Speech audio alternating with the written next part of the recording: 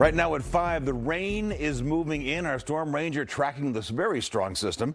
You see all that green on the radar. It's coming our way. The next storm is going to bring heavy rain, intense winds, and flooding to the Bay Area. Parts of Southern California going to get slammed too. Tonight, the state says it has crews positioned across California, ready to respond to any emergency. We've mobilized more than 8,500 boots on the ground through Cal OES, the CHP, Cal Fire, Caltrans, the Conservation Corps, and the National Guard.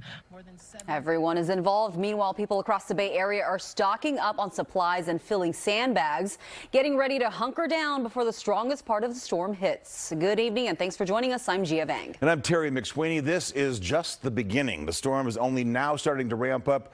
We have team coverage tonight as the Bay Area braces for the rain and that wind. Our Christie Smith talking to people getting ready in Marin County. But let's kick it off with meteorologist Rob Mayeda breaking down what we can expect over the next few hours. Rob. Yeah, as you pointed out on the radar, we're beginning to see the rain increase around the Bay Area, and tonight we'll see the chance of some isolated thunderstorms. But the main event will be during the day tomorrow. Strong winds, damaging wind gusts possible, enough to bring down trees, impact power lines and power outages around the Bay Area, and a Bay Area-wide flood watch that will take us all the way into Monday morning. But first up, the wind. This is what's going to be unique about this storm system. Is the potential by tomorrow morning to be looking at more than 50-mile-per-hour gusts, even around San Jose, and higher than 50 miles per hour at times around the coast. That is going to be from the morning all the way till tomorrow evening.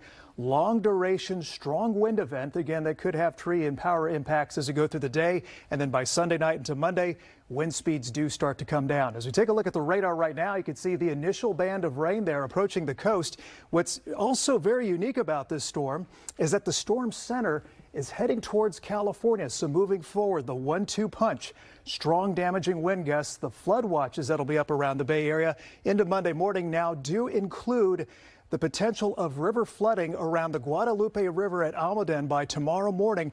Could see those levels rise to 11.6 feet. Moderate flood stage might impact Alma Avenue Bridge, Northern Cross and Thousand Oaks Park. Also the San Lorenzo River in the Santa Cruz Mountains could see flood stage later tomorrow morning, impacting Felton Grove and Paradise Park. As you can see here, it is the Santa Cruz Mountains that'll have the highest impact. We expect for rain totals that could go more than 5 inches of rain in a 24-hour period. Now, coming up, we'll talk about the strongest part of the storm in terms of the wind and those high rain rates in our hour-by-hour forecast coming up in about 10 minutes. All right, Rob, lots of water headed our way. People across the Bay Area spent the last day grabbing last-minute supplies like sandbags, tarps, preparing for possible flooding and power outages. NBC Bay Area's Christie Smith continues our coverage live in Corte Madera. Christie. Well, Terry, from sandbags to tarps, people have been getting ready today. And of course, from previous storms, they know which areas have had issues in the past, and they've been doing their part today as a precaution.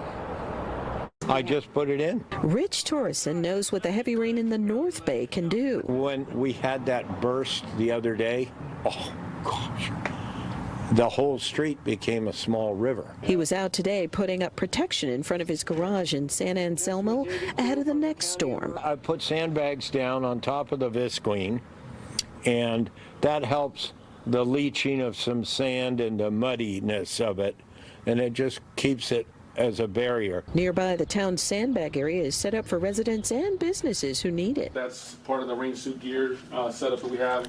Over at Goodman Building Supply in Mill Valley, they're stocked up and ready for customers who know what they want. Right now, they're buying tarps, they're buying sandbags, they're buying sump pumps, rain suits and stuff like that. So PG&E sees another intense storm hitting our service area. This time, really our entire service area, from the top of the north coast all the way down south. Megan McFarlane is a spokesperson for PG&E and says the utility is preparing for the storm using technology to determine where the storm will hit the hardest. And then we're bringing crews from the less impacted areas into the very hard hit areas so that we can make repairs more efficiently.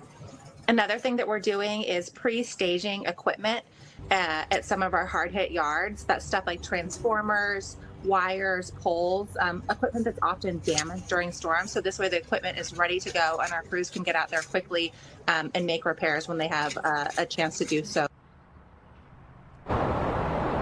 And And a number of people we spoke with today said that their plan for today was to get everything done early because their plan for tomorrow was to stay home, to stay inside. Reporting live in Corte Madera, Christie Smith, NBC Bay Area News. Probably a good plan, Christy. Thank you. The state's Department of Water Resources has activated its Flood Operations Center ahead of this next storm. That will allow the department to deploy crews if needed. The state has also stockpiled resources to deal with issues that may come along with the heavy rain. Nearly 5 million sandbags are positioned at 64 locations across the state, and more than 62,000 are super sacks. And they are at the ready in case of levee breaches. Last winter, we saw several major levee breaches, including one in the community of Pajaro. It's important to remember that local flood control districts do patrol levees 24 hours during the day and the night to identify potential trouble locations, and they report those to our Flood Operations Center, and that enables us to work with our federal colleagues to deploy those resources. The DWR anticipates 5 rivers to meet flood stage, including the Russian River in Mendocino County, the Carmel River in Monterey County, the Guadalupe River in Santa Clara County, and 2 rivers in Southern California.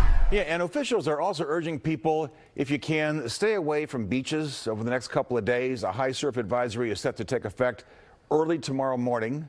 This is what it looked like today in Pacifica. You can see the waves crashing on that beach. And then in the Sierra, drivers are rushing to get over the summit before the snow starts to fall. This is what it looked like on I-80 at Donner Summit just over an hour ago. You can see right there, roads mostly dry right now. And here's a look at Highway 50 at Myers. The roads are wet, but all of that will change. CHP is warning that the heavy snow mixed with high winds will make driving nearly impossible over the next couple of days. If you are planning on traveling in the Sierra, make sure to carry those chains. And we are not alone. Southern California expected to get hit hard by the storm. Evacuation orders have already been issued in Ventura County over fears of landslides in some areas. Last night, Los Angeles Mayor Karen Bass said they expect the storm to be similar to the tropical storm which moved through that region back in August. We will continue to follow this storm all night long when we're not on the air. Our free NBC Bay Area app is a great resource to stay up to date on the changing conditions. You can type in your zip code, get a personalized forecast and weather alerts sent straight to your phone.